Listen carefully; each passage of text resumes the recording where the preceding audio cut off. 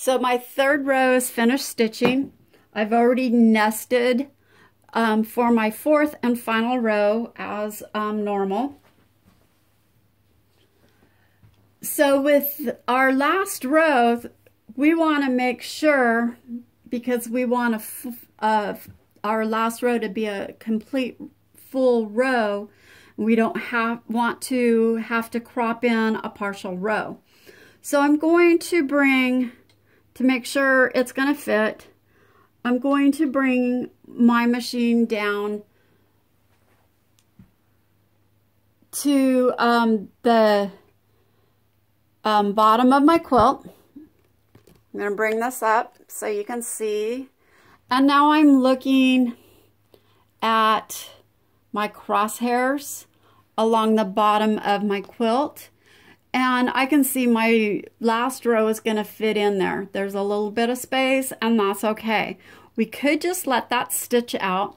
But what I want to show you is if there was shrinkage in the quilt from the density of the quilt design, or a fluffier batting, or a much bigger quilt, and say the bottom of our quilt, there was some space here, and we want to fill that in.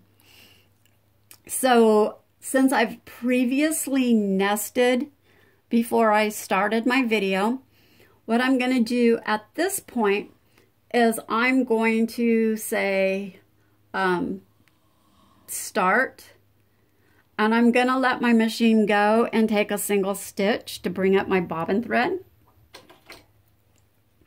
And I'm going to mark that spot. Again, not with a Sharpie. Normally I would be using a blue pen or a purple air eraser pen. So that is marked. I'm going to X out of that. So now I'm going to go into my layout, and I'm going to use my wrench to adjust current layout. I'm going to bring my machine up a little bit beyond my previous row. Where I bring it up doesn't matter. The main thing that matters is that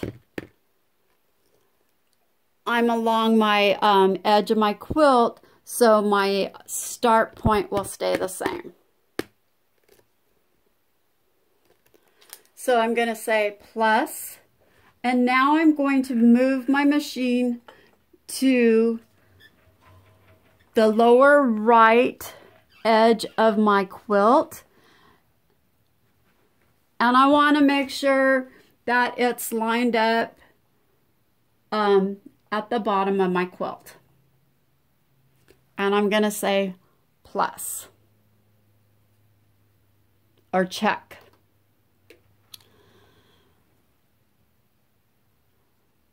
So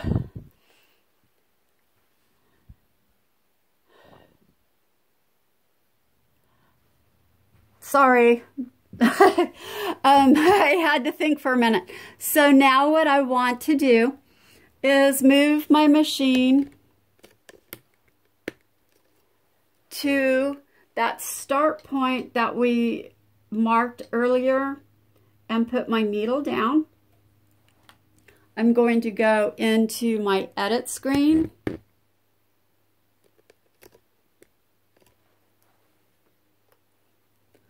And my move menu and move start. Okay, so it popped my pattern back up where it's supposed to be. So I exaggerated to where the bottom of my quilt is so I can show you how I would adjust that so that this bottom border or this bottom row is going to fit. So I'm going to go to my size.